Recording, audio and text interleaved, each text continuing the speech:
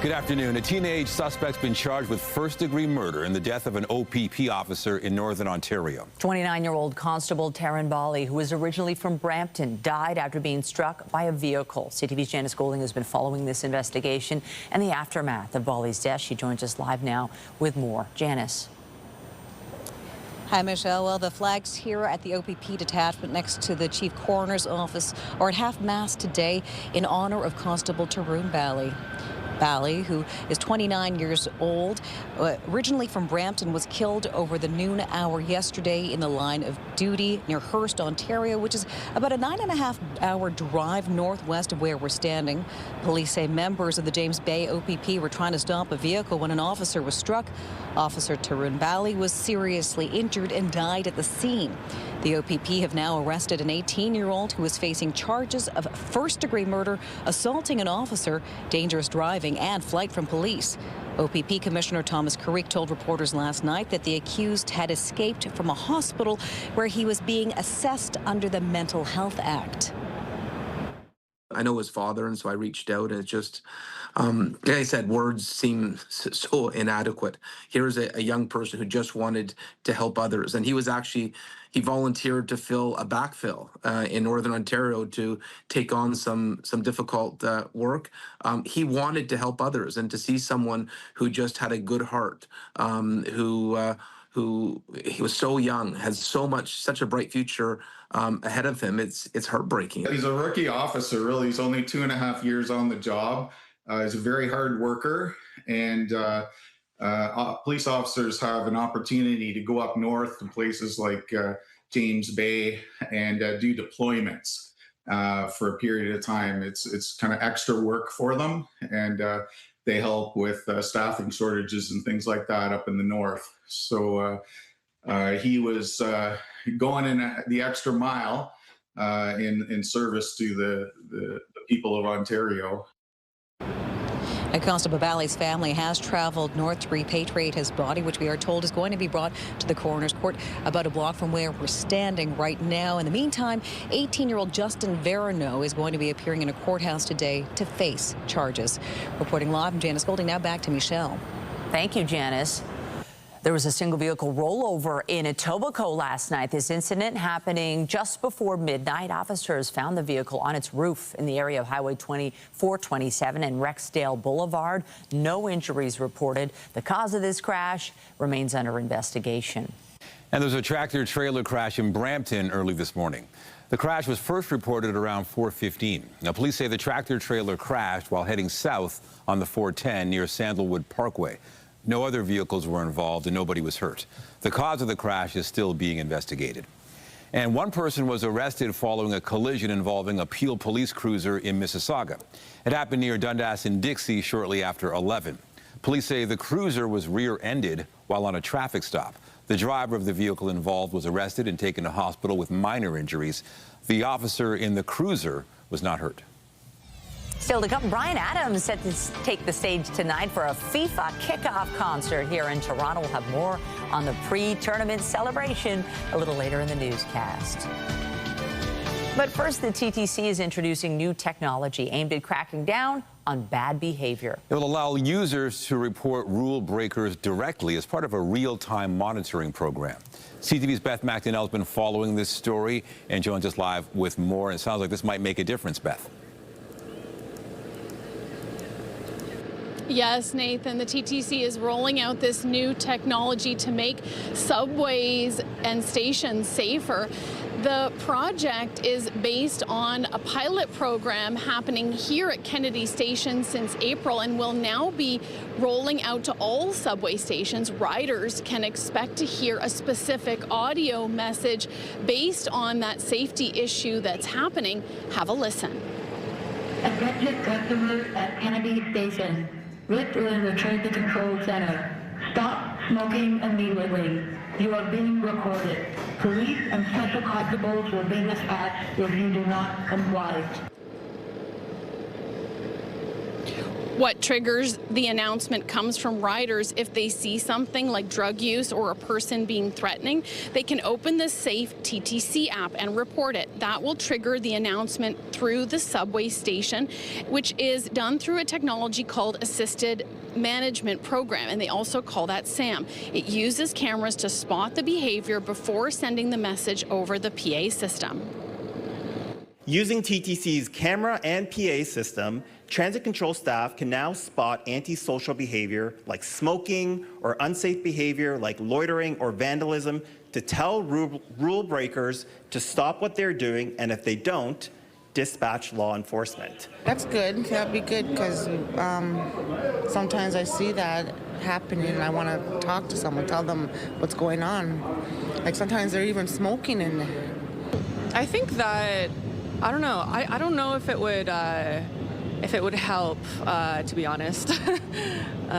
Yeah, I'm not really sure. It sounds interesting. It sounds like they're doing, that's definitely a level up of what they're doing now, I think. Right now, the technology is limited to subway stations. It is not available in subway cars. We have asked about how many people have downloaded the Safe TTC app and so would be able to access this tool. Reporting live at Kennedy Station, I'm Beth McDonnell. Nathan and Michelle, back to you. Thank you, Beth. A new report says 1 in 4 kids in Toronto is experiencing poverty. The Child and Family Report Card found between 2022 and 2023, child and family poverty increased to nearly 26%. The report calls Toronto Canada's child and family poverty capital, with Toronto having the highest rate among the country's big cities. That rise in poverty rates has come along with a rise in food insecurity. And today, the Daily Bread Food Bank welcomed a $1 million donation as it works to feed those in need. 407 ETR signed over the check to the food bank this morning.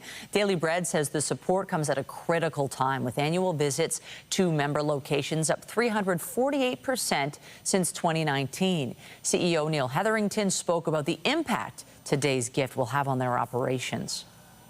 Right now, Daily Bread's feeding 1 in 10 Torontonians, and we would never be able to do that unless groups like the 407 came together. Today, $1 million, 1 million meals, 1 million pounds of food. That is going to feed the need now, and together we're going to advocate for change so that there are no longer 1 in 10 Torontonians having to rely on the Daily Bread.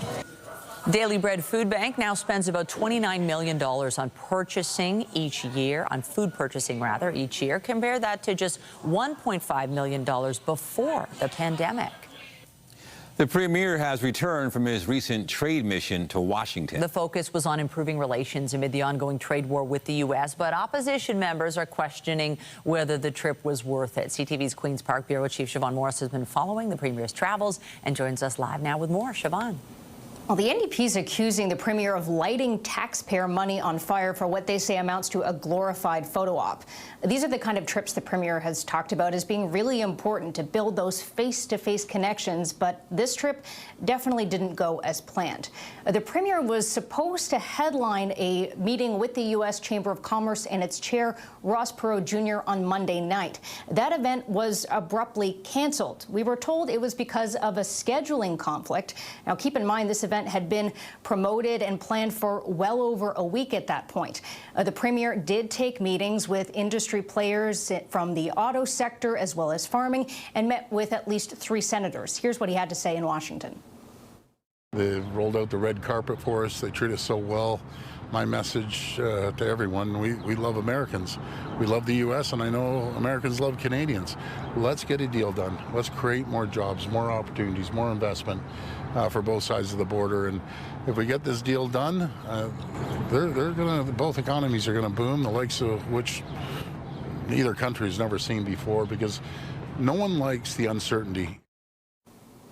The conversation, the cooperation between Canada and the United States is coming to Queen's Park this afternoon. The Premier is going to welcome Governor of Pennsylvania, Josh Shapiro. That's somebody who's been in the conversation as a possible Democratic candidate for president in 2028. The 2 leaders will be signing some sort of cooperation agreement between Ontario and Pennsylvania. He'll be here at Queen's Park, and the 2 leaders will be taking questions at 3. Reporting live, I'm Siobhan Morris. Nathan, back to you. Thank you, Siobhan. Several high-profile Torontonians have sent a letter to the Prime Minister demanding no changes be made to the city's inner harbour without full consultation. Margaret Atwood, David Mirvish, former Premier Bob Rae, and former mayors David Crombie and Art Eggleton are among the signees. The letter calls the Waterfront Toronto's crown jewel. It also calls on Ottawa to halt any changes to Billy Bishop Airport until an evidence-based long-term plan is presented to residents and fully debated. The group also sent a summary and report to Ottawa, which raises concerns about the environmental and economic implications of the province's proposed airport expansion. It's time now for our first look at the forecast as we take a live look at more of our waterfront this hour. And you can see cloudy conditions, kind of foggy. It's an unsettled Wednesday and definitely humid out there. You can feel it. Lindsay Morrison is here with all the specifics. Lindsay. Yeah, Michelle, muggy couple of days ahead. Starting this afternoon, it is going to feel like 35 out there. And yes, we did have some rain over the overnight hours. Thunderstorm in Toronto, still dealing with some spotty showers and some storms in eastern sections of the province. You might also be seeing a little bit of wet weather in parts of Niagara region, specifically near Fort Erie. But we're going to see some of this fog, this cloud cover move on out as the afternoon progresses. It's already quite warm out there, but you will find relief again by the shoreline of Lake Ontario today. Right now, Toronto, Pearson is 26 degrees, already feeling like 35. Winds are light today. That's not so much the story. It's the heat, the humidity, the mix of sun and cloud for this afternoon, but hanging on to the chance of showers and risk of thunderstorms, not just for today, but over the next couple of days. We'll show you how this is all expected to play out with a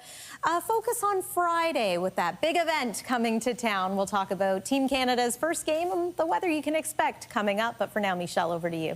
We look forward to that. And let's talk a little bit more about the FIFA World Cup, because today marks kind of the unofficial kickoff with countdown concerts set to be held in Toronto, Los Angeles, and Mexico City.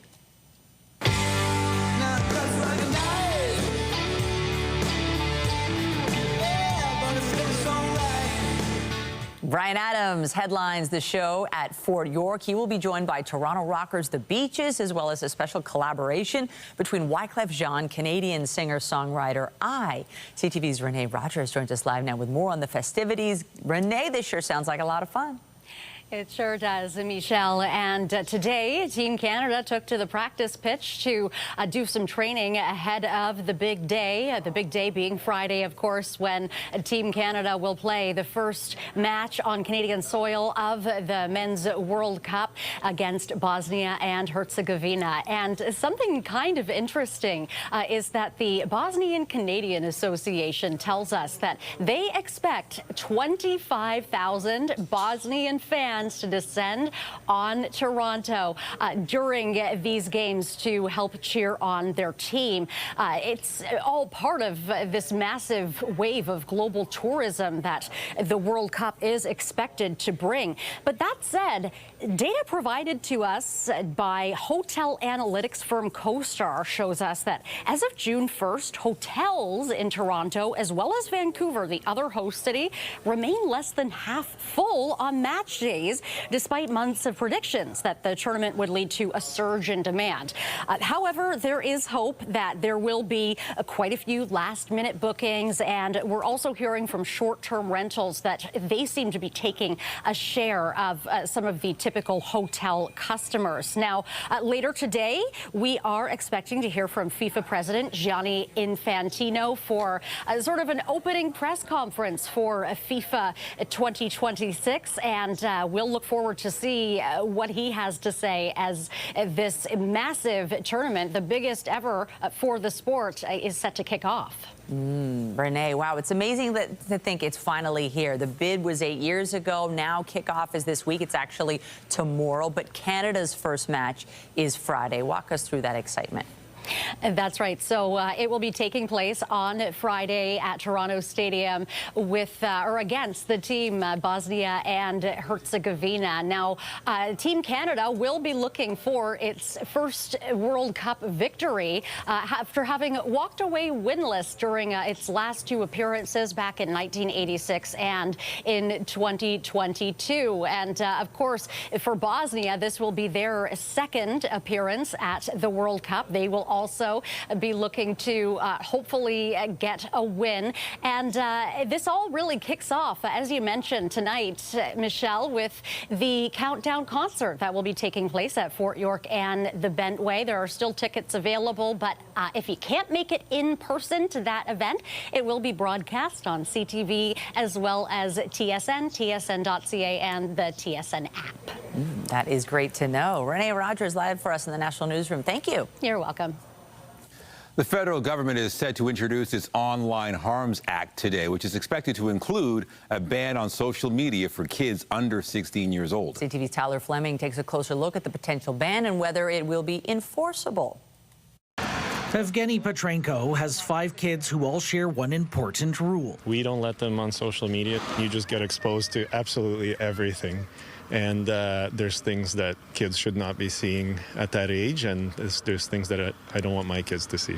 Now, Petrenko's perspective could soon be reflected in a law. The federal government will table its Online Harms Act, which is expected to include a ban on social media. We will take all reasonable measures to make sure kids are safe in this country. Do you feel more confident? I think it's obvious why it's a priority.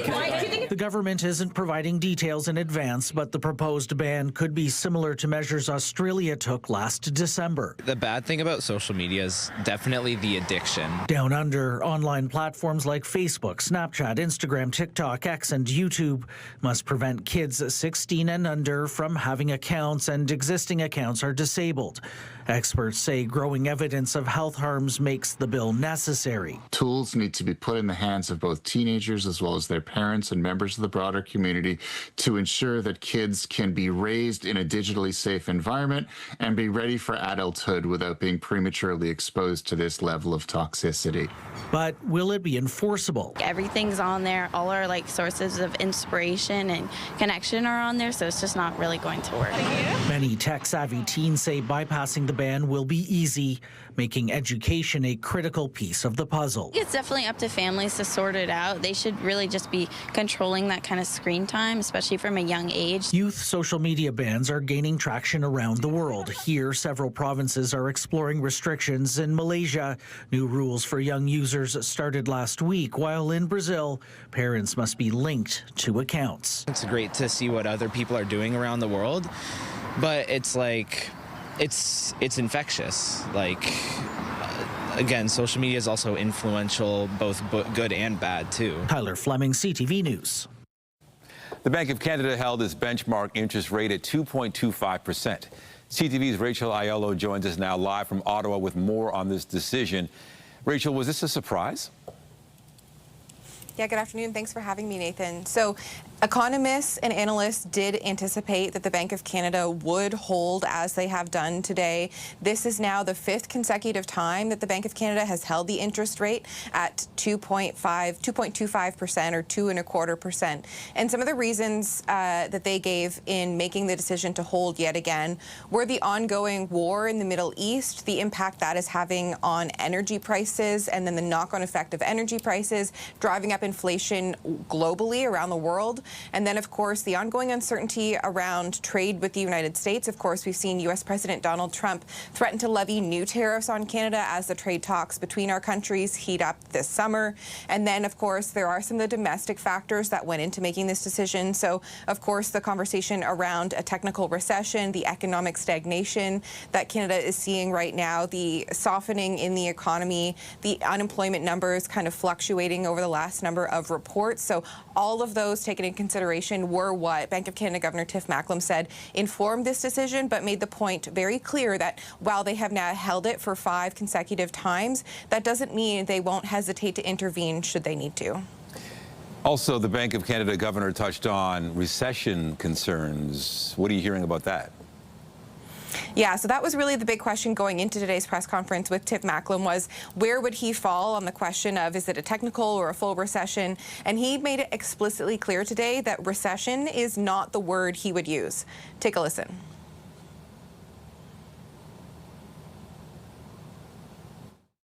Based on the data we've seen to date, the economy is weak, but it is not clearly in recession. So let me just unpack that a bit for you.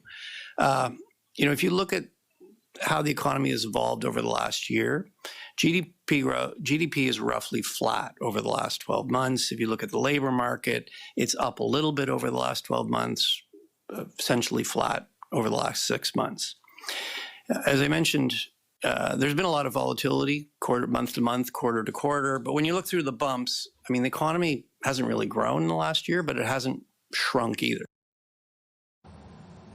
And so what we'll be watching for now is where the political debate goes. Obviously, Prime Minister Mark Carney has been very strong in indicating he's confident the economy will bounce back from these 2 quarters of stagnant growth, whereas Conservative leader Pierre Poilievre has pushed very hard, calling on the Canadian government to do more because of the impacts on Canadians and the economy and their jobs as a result of the economic situation. So having the Bank of Canada governor come out clearly and say he's not sounding alarm bells yet, he does not feel that this meets the definition for Canada to be in a full-blown recession. We're watching to see on Parliament Hill how that reverberates this afternoon. All right. We'll be watching CTV's Rachel Aiello in Ottawa. Thank you. Thanks. Pierre Poilievre has issued a challenge to the Prime Minister. The Conservative leader wants Mark Carney to debate him in the House of Commons this afternoon on a United Way report that indicates more Canadians are struggling to keep up with basic costs. Your job is to be accountable to the Canadian people. It's been well over a year since you made these grandiose promises, and the exact opposite is coming true. You're in Ottawa today, Mr. Carney. Canadians can't afford their bills.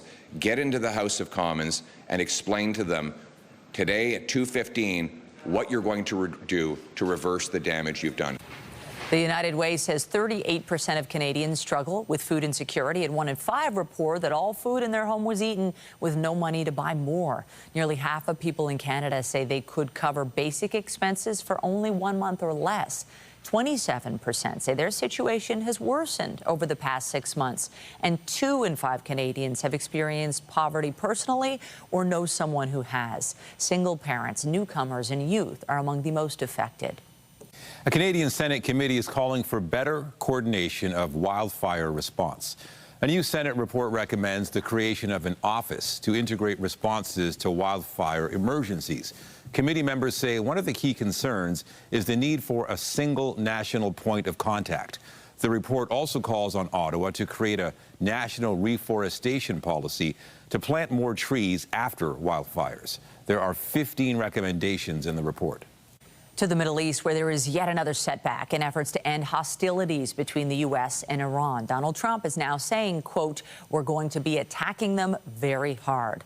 Earlier, the U.S. president posted this on Truth Social that reads in part, "They've taken too long to negotiate a deal that would have been great for them. Now they will have to pay the price." Trump's warning came hours after Bahrain, Kuwait, and Jordan came under Iranian fire. It was the second time this week that back-and-forth strikes have tested a 2-month ceasefire. The Americans launched airstrikes early today against Iran after Trump blamed Tehran for the crash of a U.S. attack helicopter. Among Iran's demands, an end to fighting in Lebanon, but fighting between Israel and Iran-backed Hezbollah continues there. Lebanese security sources say Israeli airstrikes killed at least 13 people in the south today, and the militant group claimed new attacks against Israeli forces there. In the U.S., inflation numbers were released today, with the consumer price index rising 4.2% in May. This is the highest inflation level since April of 2023. It also marks the 3rd straight monthly increase in headline inflation. Much of the increase is a result of soaring energy costs because of the ongoing war in Iran.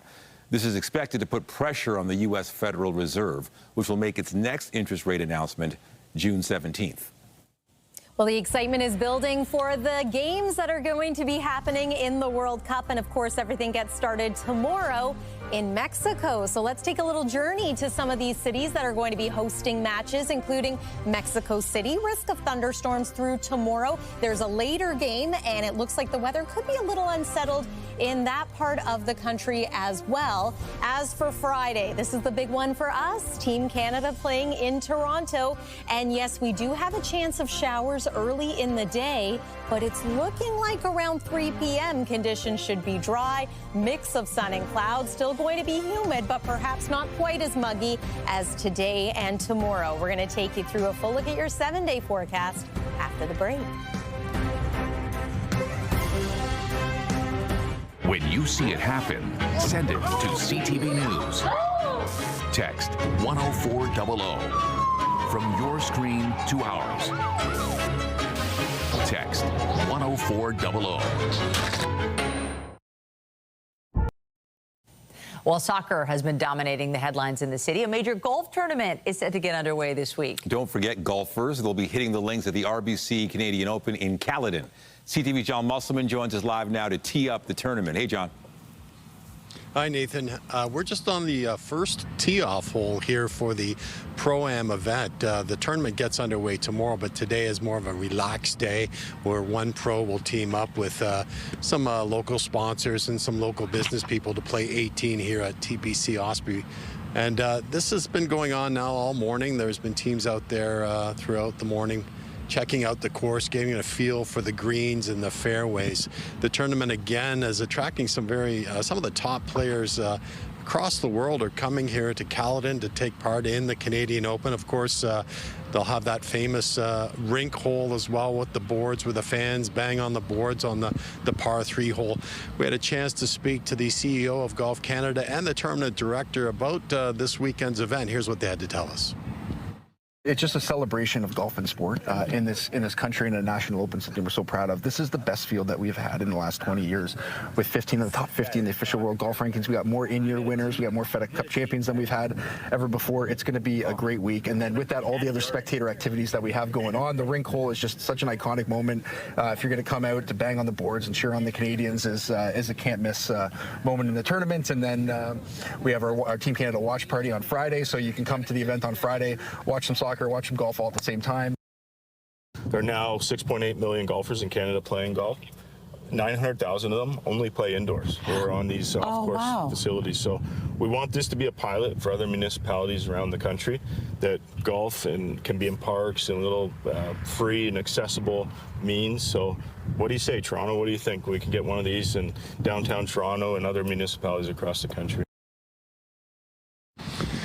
So we can let you know there's a lot of families out here today, young kids seeking autographs. We just saw Nick Taylor, the favorite Canadian here, one of the favorite Canadians here, tee off in the Pro-Am. So there's a lot going on out here. Keep in mind, traffic can be quite congested when you get into Caledon to make your way to the course, especially on the buses for the fans. So you'll have to give yourself some extra time if you're coming out here this weekend. Reporting live, I'm John Musselman. I'll send it back to you. Thank you, John. You know, I forgot about the Canadian Open. Don't forget, besides the World Cup, there are other things that are going on in the city. It's one of the busiest times of the year, this month into next month. I'm happy for John. He loves to golf, so he's probably loving that assignment. And weather-wise, I mean, it's looking okay at this hour. It's looking not bad at all, actually, all things considered. It's looking like a pretty unsettled week for the most part. But yes, dry periods are expected. I'm just thinking of what a great weekend it's going to be for sports fans in our city. And the weather should, for the most part, cooperate. But there are a few things we need to discuss. Weather is brought to you by the Presler Law Firm, Injury Lawyers. You don't pay unless they win. But before we talk about our weather here at home, I just have to show you these incredible videos and images that have been coming out of the prairies this week. Yesterday, severe thunderstorms and likely tornadoes touching down in parts of Manitoba, specifically around St. Anne, which is to the southeast of Winnipeg. But there has been plenty of active weather in and around Saskatchewan as well. So teams will be on site determining the rate and severity of these tornadoes if they in fact touch down. There were funnel clouds in places, flooding rains in others, and hail the size of tennis balls recorded in some areas, including the city of Winnipeg. Here at home, we had a weak thunderstorm rumble through the overnight hours. Nothing severe in nature, nothing quite like what's been happening in Manitoba and Saskatchewan. On the satellite and radar right now, we see some clearing. Here comes the sun in many areas. It is, however, going to be an unsettled day in eastern parts of our province. There is still a special weather statement in place for these communities, with 50 millimeters of rain going to be possible by day's end. Severe thunderstorm watches are also in place across Quebec. So big picture look here. We say goodbye to one area of low pressure. There's a lot of moisture in the atmosphere right now. With that instability, it doesn't take much to trigger some storms. So we're going to be watching for the potential for more in the way of active weather, rain at the very least, perhaps the risk of thunderstorms. But notice how it's not looking like very much at all for the city of Toronto. Of course, these numbers can change, but it's looking as though over the next couple of days here, we, compared to other areas, are going to be a bit drier. So there's the overnight hours. Risk of thunderstorms into tomorrow morning. So heads up as you're heading out the door Thursday a.m. Drier, though, for the most part as we make our way through the afternoon and evening. Here's Friday, and this, of course, is an important forecast. Look at the clearing that's expected to happen for Friday afternoon. Chance of showers in the morning. It's likely to be a cloudy midday as well, but then that sun comes through for the afternoon and evening. 26 degrees right now at Pearson, feeling like 35. There is a heat warning in place for extreme southwest Ontario, where it already feels like 40. We could feel closer to that into the day tomorrow, but there's today's high. If you're headed to the concert at FanFest tonight or going to be watching on TV, this is a look at the weather conditions we're expecting. It's not looking too bad, but that chance of showers continues into the overnight hours tonight. There's tomorrow. Yes, still a chance of showers and a risk of thunderstorms. Humidity, a big part of the story. The weather story over the next couple of days. We'll see it start to settle down as we head into the weekend. Feeling more comfortable by Saturday and Sunday. But Sunday, we do see a chance of showers, and then we're even cooler as we make our way into early next week. That's the weather for now. Nathan, over to you. Thank you, Lindsay. The 17th annual Joe Carter Classic Golf Tournament is underway at Glen Abbey in Oakville. The annual fundraiser supports the Children's Aid Foundation of Canada. Celebrity guests include Jana Hefford, Brad Gushu, and former Leafs broadcaster Joe Bowen.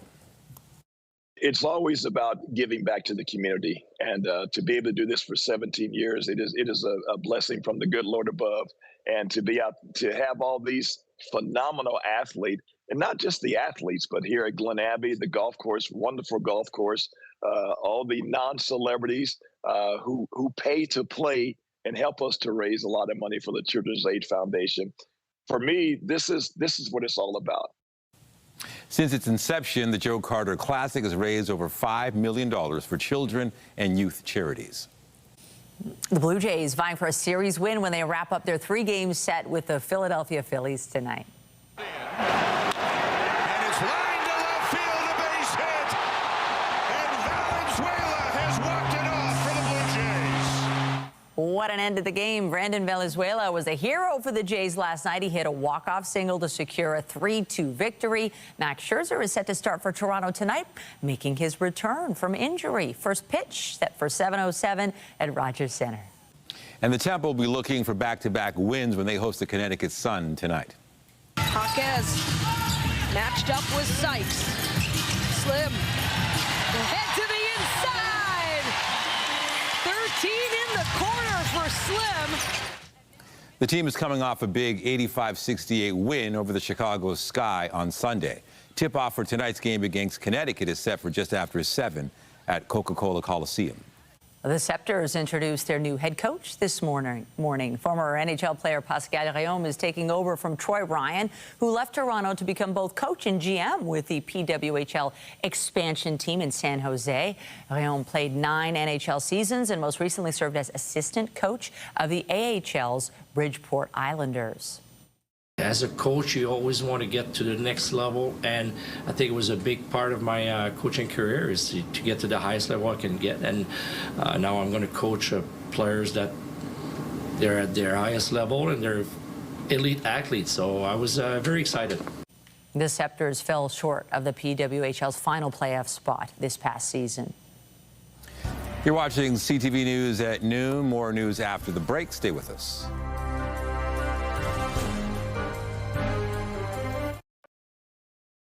The excitement around the World Cup has some advocates highlighting safety concerns for kids on the soccer pitch. CTV's John Venevalley-Rao has more on the call to ban heading the ball for young athletes. Here's how to head the ball. A staple of the game, heading allows a player to redirect the ball instead of using their feet and is traditionally learned at a young age. So where's your dad? My dad's right there. But after what happened to her father, Georgia Riznita would like to see it banned for kids. It's up to us to protect the next generation. Marino Rizzita played soccer starting in Romania at age 5 and later competed with teams in Italy and Toronto. He lit up when he was on the field. He was built for it. As a midfielder, heading like this was part of his game. At age 57, though, he suffered the first of 3 strokes, followed by dementia. And when he died last year, Georgia donated his brain to the Canadian Concussion Center. An autopsy confirmed the presence of what she long suspected, the degenerative brain disease, CTE, which has been linked to repeated minor head impacts. I decided to donate his brain because I think that we need to realize that CTE is just not massive blow impact. It's repetitive, and it's like death by 1,000 paper cuts. A decade ago, America's Soccer Federation banned heading for kids 10 and under. Much of the UK has also barred such kids from headers during practice. Soccer Canada has also issued guidelines stating for kids under 11, heading should not be introduced in training sessions. But concussion advocate Tim Fleiser thinks there should be a ban and has 3 kids who play soccer. In my 10-year-old soccer game the other day, I counted almost 20 headers. So it is happening, and it's happening in games. Since the human brain doesn't fully develop until well into adulthood, experts say repeated blows to the head are particularly concerning for kids. That repetitive head impact might have long-lasting effects, which makes us worried. So this is him in Canada. It's been a year this week since Georgia's father passed away. I wanted, his legacy to help with the research on CTE and to help the next generation. Meanwhile, advocates for a stricter policy say Canada Soccer has committed to meeting with them after the World Cup. John Benavalli-Rao, CTV News, Toronto. Canada's largest theatre chain is launching a new effort to prevent food waste. Starting today in Ontario, Cineplex says participating movie theaters will sell their surplus popcorn and other concession favorites at a discount through the Too Good To Go app. The app connects restaurants, grocery stores, and other food providers with customers willing to buy and pick up extra food, often at a third of the retail price. Cineplex notes that all of the surprise bags that will go on sale will be exclusively for takeout.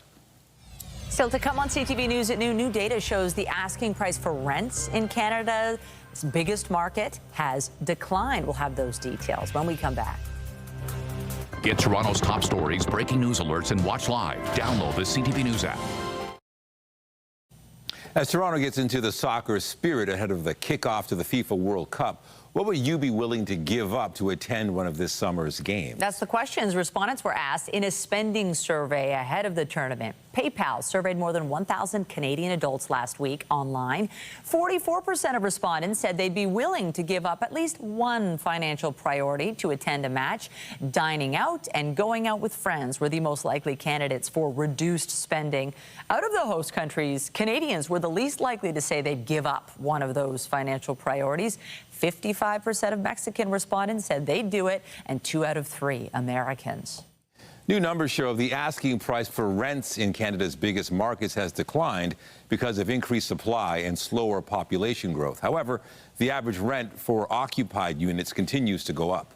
The Canada Mortgage and Housing Corporation's latest report found asking rents in Toronto, Vancouver, Calgary, and Ottawa declined in the 4th quarter of 2025. Landlords in major markets reported that increased competition from new supply is the primary driver of lower rents. In Washington, President Donald Trump suggested today he's not looking to renew the North American Free Trade Agreement. USMCA did one thing that I loved. After 6 years, it comes up for renewal.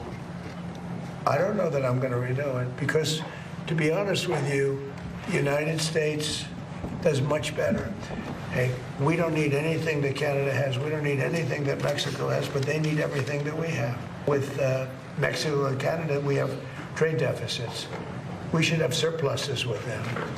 We don't need their cars. We don't need their lumber. We don't need their energy. We don't need anything. CUSMA is up for a pre-scheduled review on July 1st. On and off informal talks have been going on for months. Canada has already indicated it's interested in renewing the free trade deal. Quebec's Parti Québécois says it will not support the proposed high-speed rail line between Toronto and Quebec City. The party says it would withdraw Quebec from the project if it forms that province's next government. CTV's Olivia O'Malley reports. Quebec City would be one of the stops in the federal government's high-speed rail project. Politicians here are in a united front against the PQ's opposition to it. It's a nonsense. It's not a good thing to send the message that we want to stop this project. The PQ is threatening to withdraw Quebec from the project if elected this fall. The Alto project is still in the design phase. The proposed high-speed rail line would connect Toronto to Montreal in 3 hours and Montreal to Quebec City in about an hour and a half. It's not our priority. It's not the priority we should have at this point in time in 2026. Based on a Bloc Québécois estimation, the PQ says the Quebec portion of the line could potentially cost $40 billion. Instead, it's asking Ottawa to give that money to invest in infrastructure here. That amount of money we need for other priorities, which are maintaining our buildings and roads and hospitals. Alto estimates the project will cost between $60 and $90 billion total. Some experts believe this is unrealistic. But Quebec politicians say what's really unrealistic is the fact the PQ believes this money will still exist without the train. For them to say Quebec is entitled to $40 billion, it's not a reasonable number by any means. It's not a proven number by any means. And if the project doesn't go ahead in Quebec, it doesn't go ahead, period. There is no high-speed project between Toronto and Windsor. In Ottawa, Le Québec met pas d'argent. Federal Industry Minister Mélanie Joly reiterated that Ontario and Quebec don't have to contribute a single penny to the project and praised the project's qualities, including the creation of 50,000 jobs. The PQ says it has not consulted the mayors of Quebec's major cities who have all expressed interest in the project. Montreal's mayor says Quebec must be able to pursue an ambitious vision for the future while continuing to invest in the infrastructure that citizens rely on every day. However, despite the unanimous opposition to the PQ, the train can be pulled off the tracks without the support of the next Quebec government. Olivia O'Malley, CTV News, Quebec City. Coming up, an early birthday celebration in Ottawa. We'll have more on a grandmother who's preparing to turn 106 years old when we come back.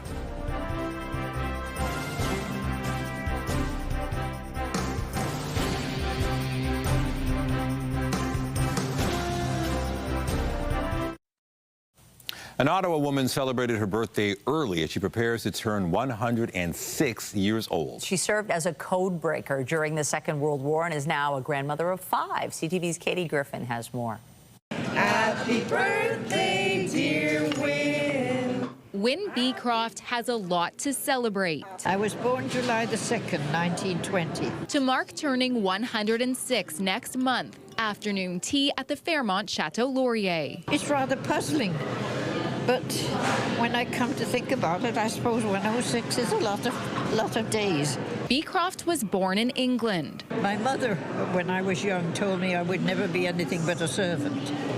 So I said, to heck with you. Beecroft served with the Royal Air Force during the Second World War. She was one of the Enigma girls, helping to break the German code. We tuned the dials and we tried to hear whatever Morse code was coming over from the enemy, as it were. If we got a full message on a full page, we used to call the supervisor. The supervisor would say, oh, hurry, hurry, and off he'd go to send it off to headquarters. She came to Canada in 1955 with her husband Rex and 3 children. The grandmother of 5, the backbone of her family. She's had so many obstacles in her way in life. She's overcome them all. She's always been very, very loving and supportive. This milestone celebration thanks to Wynne's friends. As we go through life, it's very rare to find good friends that you have for years and years and years. And every year they become a little bit more precious. The hotel pulling out all the stops. When I got that email, I was like, immediately, this is so exciting, and how cool was it that they would choose us to celebrate with. As for the secret to living such a long life, Beecroft says luck and eggs. When I was a young girl, my mother put me on eggs. She said they were very good for me. So I've had 2 eggs every day since. And this is what I say when people say, what keeps you so young? I said 2 eggs a day. Katie Griffin, CTV News. I haven't heard that before. I know, eggs. 2 why eggs not? a day, maybe? That's easy. I had eggs this morning. That should Perfect. work. 106. Here we go. Wow, she looks amazing. Weather-wise, not so bad this hour. Yeah, not so bad. Happy birthday. And yes, for anyone celebrating anything today, it's looking like a good afternoon to get outside. But again, like every day this week, we have to be weather aware and knowledgeable of the fact that thunderstorms could bubble up at any time. But here's what we can expect into the night tonight. Evening looks good for that outdoor FIFA Fan Fest concert. It's overnight that we get back into an elevated chance of showers and risk of storms. That forecast low of 21 degrees is quite mild, so you might find it a bit uncomfortable for sleeping, especially if you don't have access to air conditioning. And then tomorrow, 30 degrees is going to feel more like 36, so it is a muggy day. Expect some clouds, some sun, risk of thunderstorms once again, especially early in the morning, but chance through the afternoon too. Your next 3 days look like this. Friday, again, we've been talking about how there are improvements coming for the afternoon after a chance of showers in the morning and midday. Saturday is sunny. It's going to be warm as well. We will get some relief from the humidity over the weekend, but Sunday we do have a chance of a few showers. Cooler conditions back to seasonal through the early part of next week. Nathan and Michelle. Right. Thank you, Lindsay. And that's it for CTV News at noon. Remember, you can get Toronto's breaking news all day long on CP24 and at ctvnewstoronto.ca. For Lindsay Morrison and all of us here, have a pleasant afternoon. I'm Michelle Dubé. And I'm Nathan Downer. Be sure to join us later for CTV News at 5 and 6. Have a great day.